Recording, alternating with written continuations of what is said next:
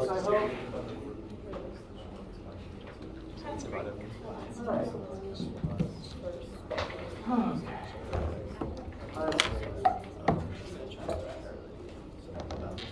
Main thing, first thing, I'm not actually done grading the test yet, for that I apologize, but I will be done by Wednesday.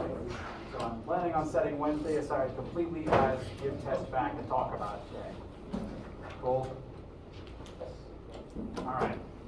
So, calendar then. Today is Monday the 28th. What we're going to be doing today is having our brief foray into waves, kind of a small lecture just about the things about waves I think are useful to know, and one formula that will affect one question on your exam. We'll have time to utilize and review it before the exam itself. And it's, I think, good for us to go over waves today because you do have one more lab this week that will be, waves focused. Now, the normal lab this week will be the last typical lab meeting of the semester.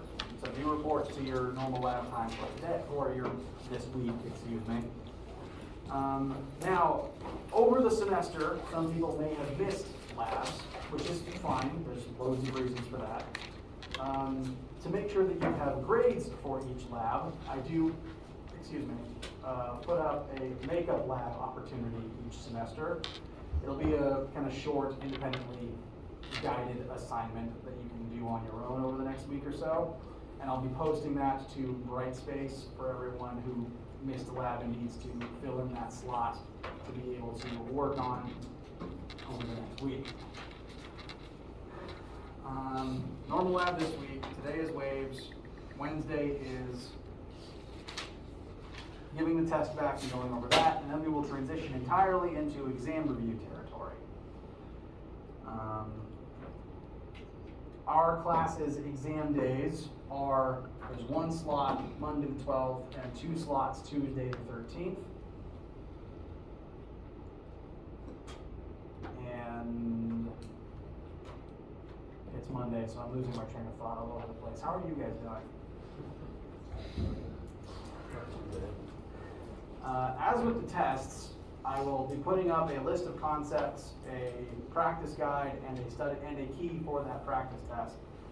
Same as for the previous tests. Treat it like the previous tests. The formatting will be the same. The only difference is it's just longer and is cumulative to the entire semester. But I do write it with the knowledge that you are under a specific time crunch within the exam slot, because I know some of you have to get to other exams that day. So it'll be balanced and fairly graded, I promise. It is the concepts of two tests mashed together, but it is not the length of two tests mashed together. Sound fair? All right. And we're nearing the end of the semester. How you guys feel? Lots of studying to do. There is lots of studying to do. We will be doing an amount of that here in class together. So you don't have to find time to do all of it by yourself. I'll be here to guide you on some things. Last day of class is Monday the 5th. And as we approach that day, we'll be spending time on the exam review in here as well. There's no class at all Wednesday the 7th, Monday the 5th, Wednesday the 7th. No class Wednesday the 7th, and then exam season starts. So for today, we're going to talk about waves and sound. I'll make sure you know by the end of today, which materials will be the one formula that will be on your exam, the one thing I'd expect you to be able to do utilizing this information. Any questions, needs, or concerns before we take a brief foray into waves?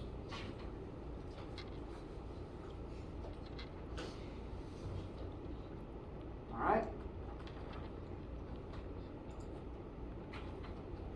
So, waves are fairly important to the human experience, at least two common senses kind of rely on them to be able to function. Those being hearing for detecting sound waves through the air, and sight for detecting light photons. We're going to be focusing mainly today on sound, as sound is a mechanical wave. Mechanical wave just means the wave is traveling through a physical medium, and as a result of how human mind works, mechanical waves tend to be easier to perceive and understand. If a wave is a mechanical wave, it requires some physical object to be physically moving for the wave to travel through it. When I say the word wave, where's the first place your mind goes in the English language? Ocean. The ocean. Ocean waves are literally waves, so it's a pretty good place for your mind to drift towards. Ocean waves, the wave is traveling through the physical medium of the water. So that's a mechanical wave. There is physical water moving as the wave travels through it. Sound, the physical medium for sound is the literal air. The human ear was designed to hear in air, so your ears tend to work best when you are not underwater. And your ears don't work in space because there's no air to hear sound through. Hence the old meme from sci-fi movies. Can't hear in space. And an additional example of mechanical waves includes earthquakes. Earthquakes, the actual vibrations, are waves traveling through the solid medium of the earth itself. So all mechanical waves require physical medium. Most of the things we talk about are applicable to other wave types, including light, which is not a mechanical wave. Light does not need a medium to travel through, which is why light can travel through space and sound can't. But we'll keep mostly to mechanical waves just for the sake of simplicity for today. Now, all waves, regardless of type, are traveling energy. The wave itself is energy traveling from point A to point B. We talk a lot about energy, and so this is how we're tying it into the things we've already discussed. To have a wave, you have to put energy into something, and that energy then will move through the medium from point A to point B. It's important to note, only the energy is traveling. The medium, the physical substance the wave travels through, is not traveling. Only the energy does.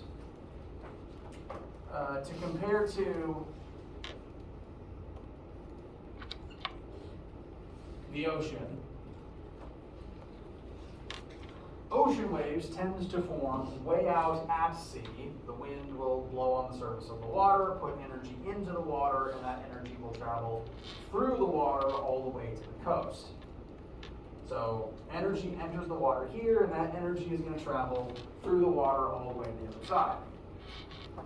The energy is going to move through the water, and as the energy does so, the water will oscillate as the energy travels through it. Oscillate basically just means the state of vibrating back and forth between two specific points, like this standing wave I've got going up here is doing.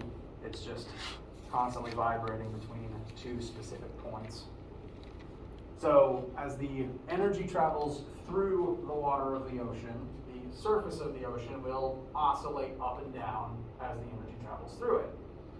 But note, the water molecules that the wave uses over here don't come with it all the way to shore. If you've ever gone swimming at the beach, maybe you've sat on an inner tube a couple of yards away from the shore itself. As a wave maybe passes by you, it sort of lifts you up in your tube and then puts you back down again, that water does not sweep you instantly all the way back to shore. That water, largely speaking, stays in place. It does oscillate up and down as the wave travels through it, but all of those water molecules don't move towards the coast with the energy.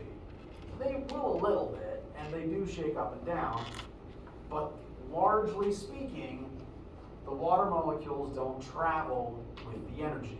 They stay mostly in place. And so the water that actually hits the shore is the water that was already there. It's just as the energy enters it, it swells up and crashes back down again. We know that the water does not travel with the wave, because if it did, if say the wave absorbed and kept every single water molecule it ever touched, the wave would keep growing and growing and growing all the way to the shore, and every single wave would be a tidal wave. The energy is what travels, not the medium. I can demonstrate this in a few other ways as well. This standing wave is a good example. I'm going to turn it off for a second. What this physically is, and you'll see this again in your lab setup this week, this is a speaker, which I can control the frequency output of with this dial here, connected to an elastic cord. And I can send waves through this cord just by plucking it like a guitar string. If I pluck this specific part of the string, I'm going to put energy into the string, and the energy will travel back and forth. But note, the actual piece of string that I touched does not zoom all the way down to the other side. That piece of string stays in place, it just shakes up and down as the energy travels through it. The medium doesn't travel. You can see this with slinkies too. Waves do travel through slinkies. If I pluck one rung of the slinky, this rung stays in place. It only shakes up and down as the energy travels through it. The rung does not zoom all the way to the other side. It stays in place with the rungs next to it. Another example would be sound as well, because when I speak, I'm putting energy into the air. Sound waves are just air vibrations. And that wave ripples through the air, but it doesn't bring all the air with it. If it did, every word you spoke would create a typhoon. So, main thing to note, just from this slide about waves, waves are traveling energy. The energy travels, the medium doesn't. Cool? Questions? All right, so. I'm sorry, what is the word that's under the... This? Yeah. This is wavelength, which we are about to define. So, waves are traveling energy.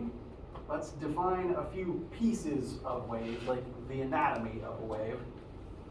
I already said the word oscillation. That's just a fancy term for referring to the act of vibrating between two states, back and forth. This standing wave is currently oscillating. This part of the rope is bouncing between this position and this position, just endlessly.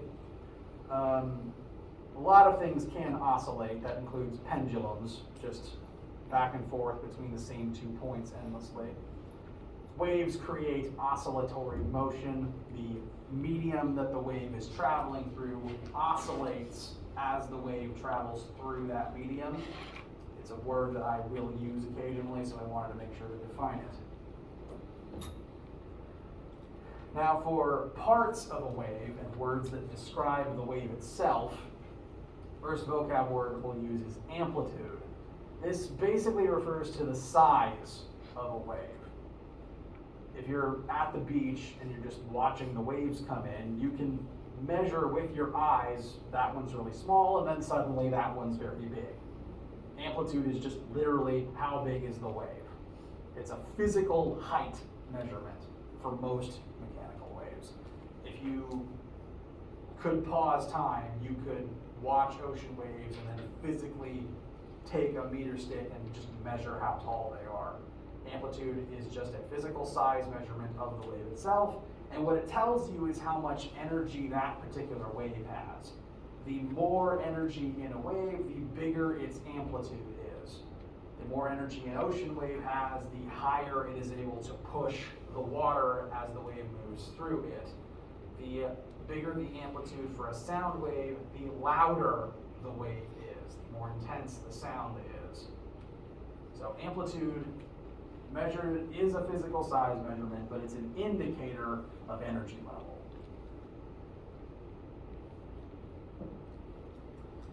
One thing to note about amplitude, it is a physical height measurement, but it is not the measurement from the highest point to the lowest point.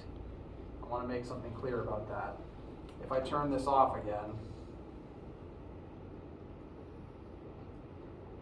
this is the string in its base state. So if nothing else was happening, the string would rest at this height, about to the bottom of the cap of this marker. So this is its base configuration. If I add energy to it, that energy will serve to either lift it above that point or lower it past that point. So this is the base, and the energy added either takes it up from there or down from there. So amplitude is not this distance. Amplitude is the distance from the base state to the top or the bottom, as I attempt to note here. This dotted green line represents the base state. This would be like the water on a flat, windless day. The black line represents the actual waveform itself as the water is oscillating up and down.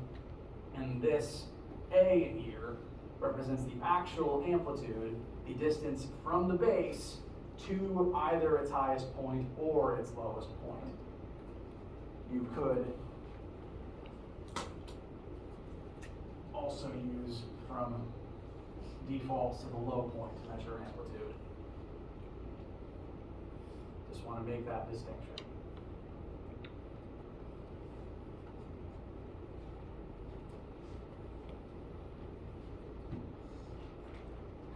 Next, sort of physical measurement of waves, and these two last things kind of come as a linked pair. First one we'll talk about is frequency.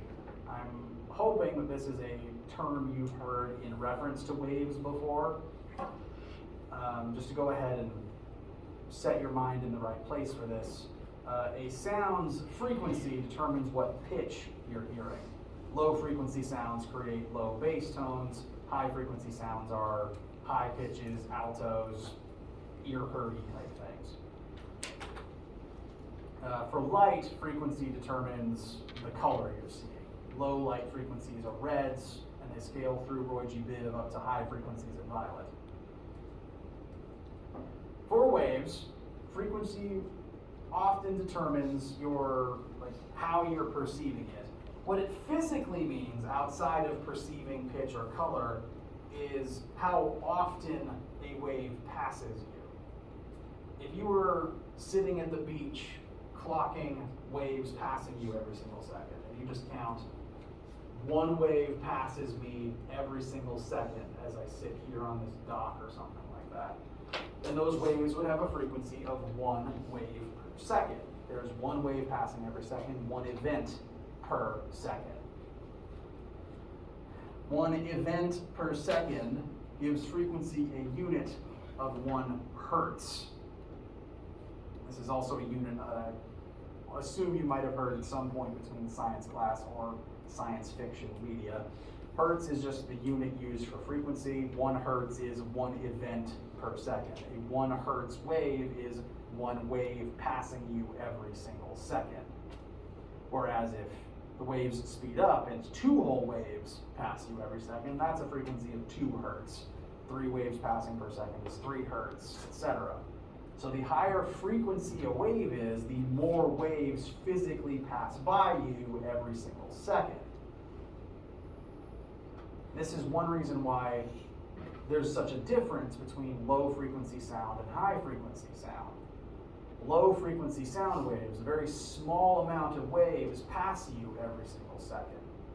And as a result, fewer waves strike your eardrum every single second.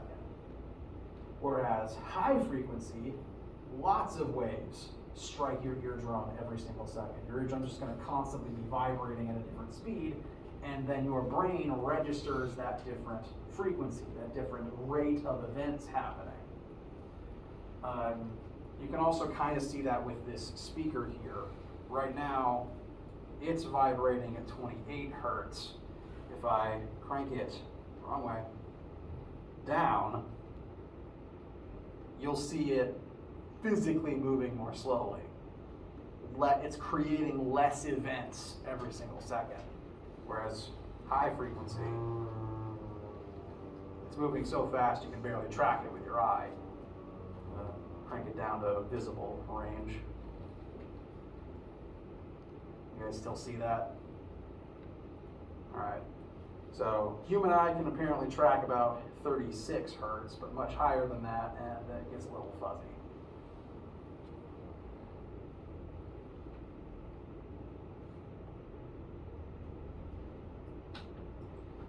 So frequency is number of waves that pass each second, and that does have an effect on how a human perceives a given type of wave. Last thing is a wave's physical wavelength. This is literally how long is the wave, because waves have a length. If you create a visible waveform like this one, you can physically measure how long it is. That's literally its wavelength. Just take a meter stick and measure length in meters.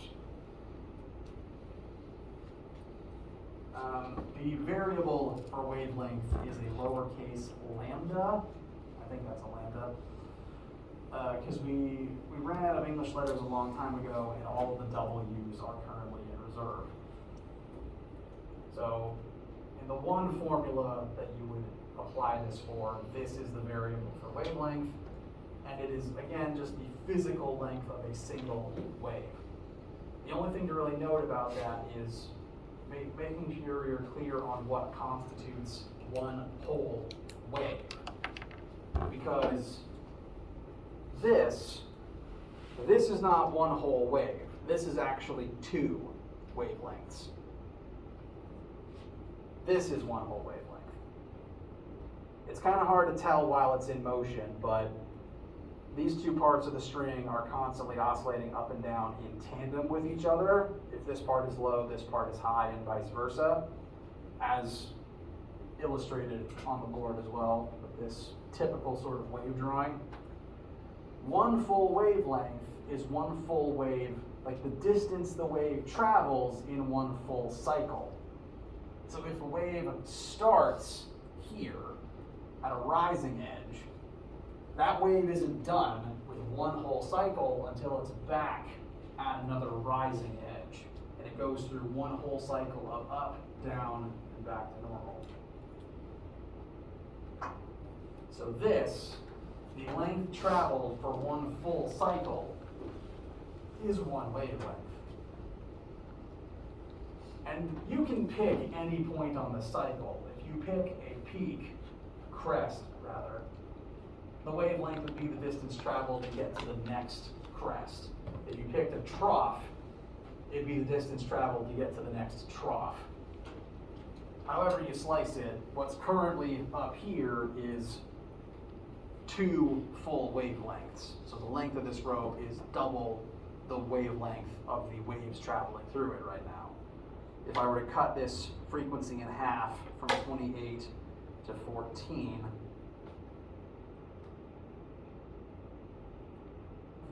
then it's down to one full wavelength. And then cut in half again to 7. This is half a wavelength.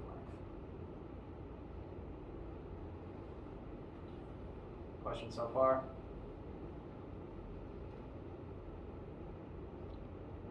Okay. Now, wavelength and frequency come as a pair, and they are important as a pair because, one, they affect how you perceive a given wave. Again, the human senses of sight and hearing depend, like the sound you hear or the color you see depends on the frequency of the wave you're observing. And what's interesting is, those two aspects together, frequency and wavelength, come as a specific pair to create wave speed. Now, since a wave is traveling energy, keyword there is actually traveling, not energy. since something is traveling, that energy does travel at a specific speed. It has to have a speed if it's going some distance over some time. In order to travel, you must have a velocity. So all waves have a velocity. Now, what that velocity is actually depends on what type of wave it is. Because generally speaking, for a specific type of wave moving through a specific medium, that speed is actually going to be constant. You may have heard the speed of sound, the speed of light get referenced in science media or science fiction media. Those two speeds are generally considered to be constant. In a room temperature, standard atmosphere pressure air, the speed of sound is generally accepted to be 343 meters per second. It's very fast. And all sounds, regardless of pitch, frequency, even loudness, will all travel at that speed through the same air.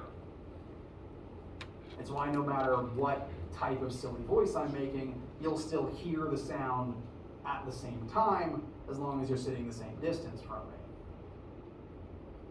Similarly, light is always moving at the same speed no matter where you are in the universe. Light is the fastest known thing in the universe at 3 times 10 to the 8th meters per second. It's about 10,000 times faster than sound is. And all light, all electromagnetic radiation, regardless of type, regardless of frequency or wavelength, all travel at that speed.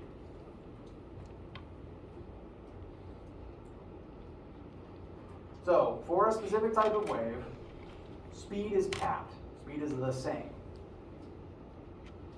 So what that means is, this formula is correct. Wave speed equals the wave's frequency times its wavelength.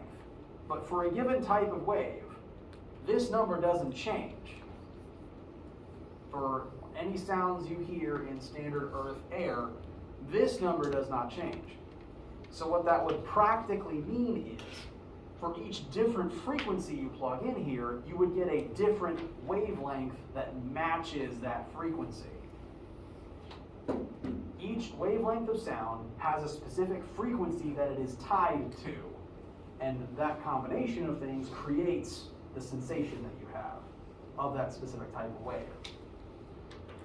For sound, for light, every frequency has a specific matching wavelength that goes with it that they multiply together to create the wave's speed again.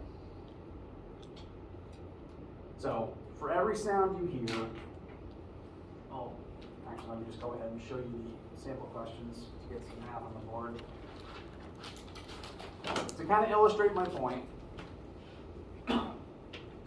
let's use that formula to determine the frequency of 2 different wavelengths of sound. We've got one 10-meter long wave, that is a very long wavelength, and one wavelength that is 1 times 10 to the negative 5th meters. So 10 normal meters compared to 10 micrometers. Very big difference in wave size. Now, for both of these waves, they are both traveling at the same speed because they're the same type of wave moving through the same type of medium, sound traveling through air. If you plug in different wavelengths, you would get different frequencies for each one. And so each of these frequencies are paired with the wavelength that we plugged into it, that we plugged in to find it. In the case of the 10-meter long wave, its corresponding frequency is 34.3 hertz. For sound, this is a very low frequency. Just to set your expectations, the lowest sound that a human can barely hear is 20 hertz. So that is about the lowest sound you can reasonably expect to hear if you have human ears. Dogs actually have a different range. There's actually some frequencies humans can hear that dogs can't. Humans go from 20 to 20,000. Dogs go from 40 to 40,000. I don't know about cats. So dog whistles operate between these two, whereas technically humans can hear some low pitches that dogs can't. So you could hear this, but your puppy could not. That said, this is still a very low sound. This is like the lowest sound you could possibly hear. And that low frequency comes with a very big wavelength, 10 meters long. This is a very large wave, and it's striking you, 30 waves are striking you every single second. These very large waves with small frequencies are bass tones, very low pitches. And at least to me, you may have a different perception of them. When a speaker is putting out bass tones around me, again, these are very large waves, physical, very long wavelengths, I can feel them striking me. Like, it makes my chest rattle, it makes my teeth rattle. Does that sound familiar? If it's like a very powerful speaker putting out a lot of bass. If that sounds familiar, that happens because those low frequencies come with very big wavelengths. Very large wavelengths striking you relatively slowly, so you can kind of feel each individual wave hitting you. At least I feel like that's what happens to me. Your perception may vary. The counterpoint to this is a very small wavelength, which would compare with a very big frequency. This is 1 times 10 to the negative 5, that would be about 10 micrometers for wavelength, paired with a matching frequency of about 34 million hertz. You can't hear that. Again, humans top out at 20,000, and that's when you're a newborn. This number drops every second you're alive after that. So you'll never hear this. Your dog will never hear this. If you were being blasted with this sound, you may only barely detect it if it makes your hairs shake, or if it was creating a typhoon.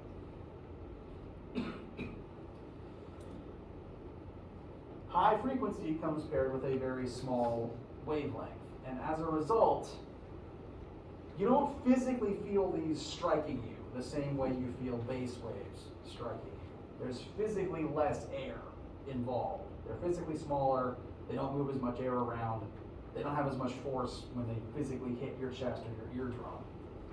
Now, high frequencies can hurt, namely if you're able to hear them and they're just making your eardrum shake super fast, that can hurt, but this is outside the realm of human perception.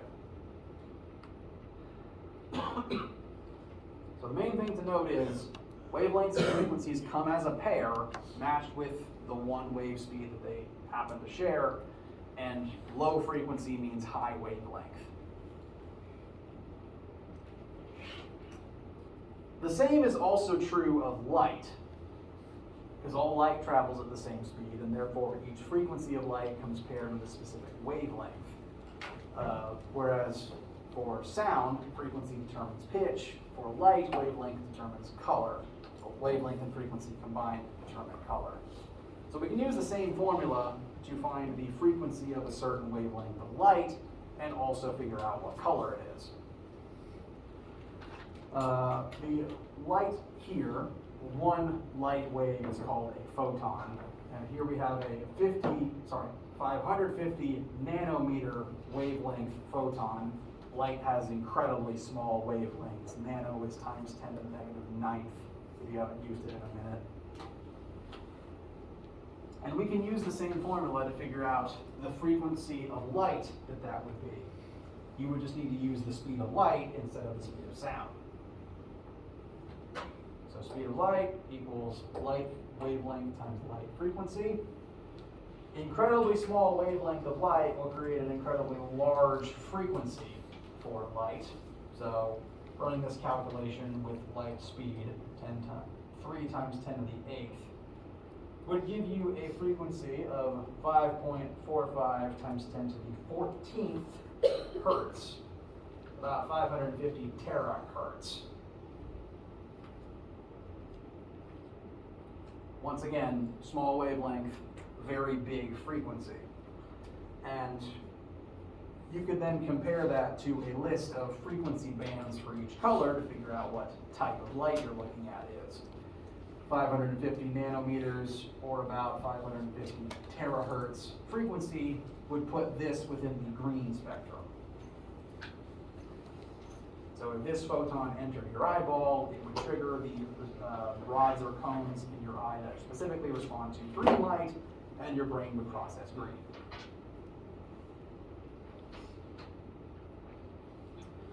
In general, of the band of light that is visible to human eyes, red is the lowest frequency at about 400 terahertz, and the color shifts as frequency increases towards violet at about 800 terahertz.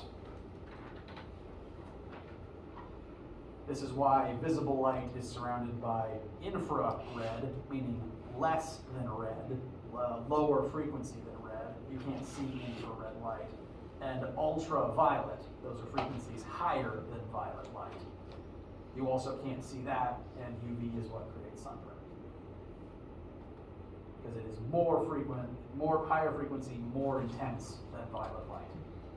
Whereas infrared is harmless because it's even weaker than red light.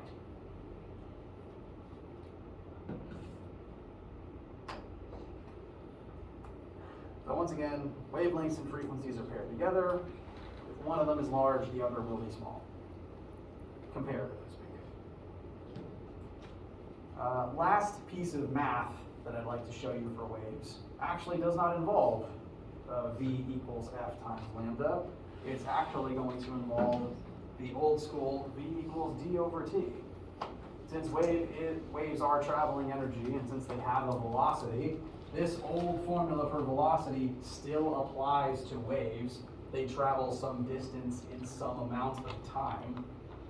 And as a result, we can use this formula to figure out how far a wave travels in a certain amount of time. As an example of a practical application of that, has anyone noticed that sometimes you see lightning before you hear the corresponding thunderclap? That happens because of the extreme disparity between the speeds of light and sound. Sound is fast, but light is so much faster. So as far as your brain, compared to the processing speed of the human brain, when lightning happens, the light may as well be observed instantly. It does take a couple attoseconds to reach your eye, but the light hits your brain faster than the brain can process it. So the light is basically instant, but the sound is not, at least over large distances. So the trick is, if you see a lightning strike and then you hear the thunderclap some number of seconds later, it took the sound longer to reach you than light did because sound is just so much slower. And since you can kind of start the stopwatch when you see the flash and then stop it when you hear the boom, you can figure out how far away the lightning strike was using that information. And people have been using this trick for millennia, I think. If you hear a thunderclap 5 seconds after a lightning bolt, V equals D over T, plug in the speed of sound, plug in your 5 seconds, and you can figure that the sound had to travel 1,700 meters to reach your ear. The longer the time between flash and boom, the further away the bolt was, and generally speaking, the safer you are. If you see a lightning strike and hear the thunder immediately, go hide underground.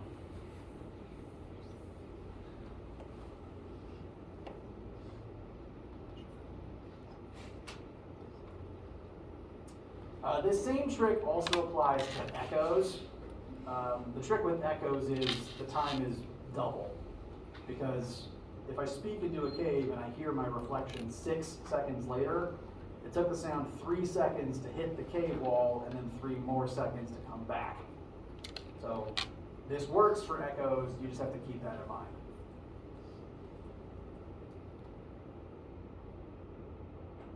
Questions? All right.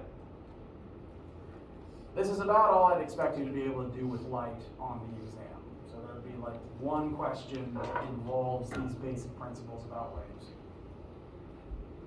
Lab this week will involve something slightly different. I want to at least kind of set that up for you.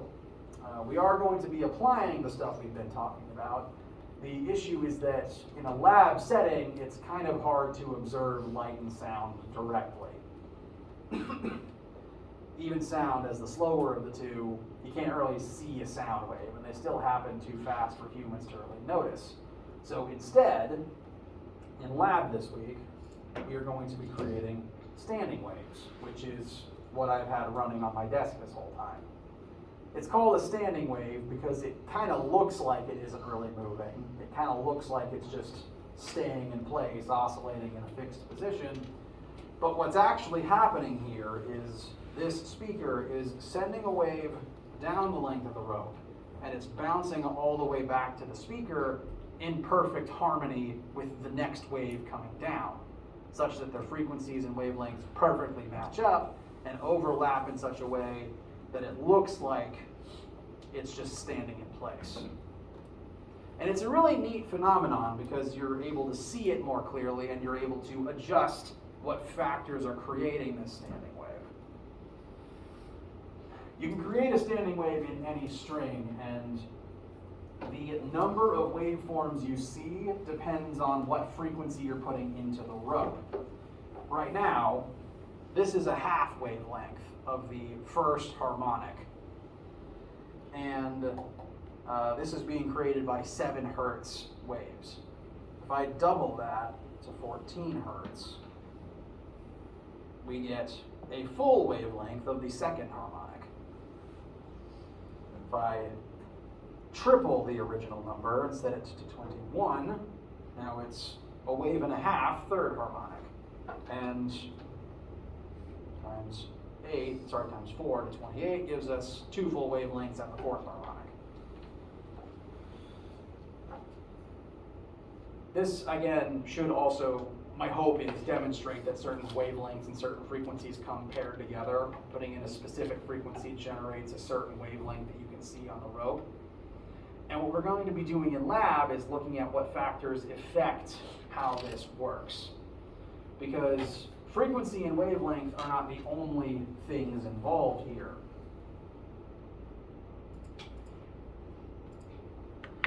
You don't have to copy this down or memorize it. Lab is going to be about this formula. This is the formula for determining what frequencies create what standing wave of what harmonic in a certain rope. And the factors that affect it are, 1, what harmonic you're looking for, how many wavelengths you want to see. This is fourth harmonic, so I put in a n equals 4 for this one. The rope's length matters, what the rope is made of matters, and the tension in the rope matters. If I change any one of these, the whole system can get thrown out of whack. For example, if I shorten the cable and decrease the tension, the whole thing gets thrown out of phase and it doesn't work quite right. I'd have to find the new frequency here. Same thing if I increase the length and increase the tension. It gets a little chaotic.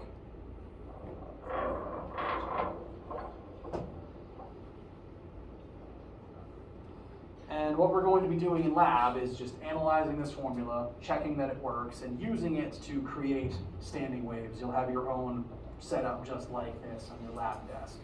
And you'll be putting different frequencies into the string to create the different visual effects.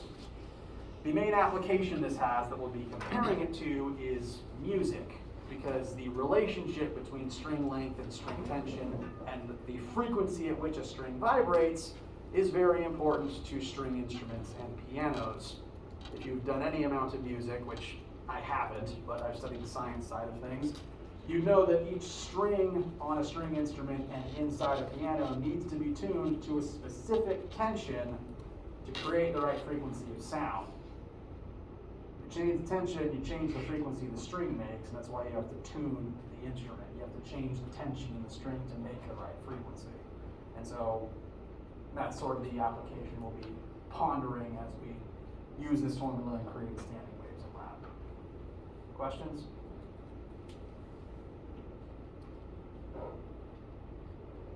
All right, you guys need anything? questions, rather? All right. That'll end it for lecture for here. Come to lab this week. Test back on Wednesday. Let me know if you guys need anything and have it. Wonderful.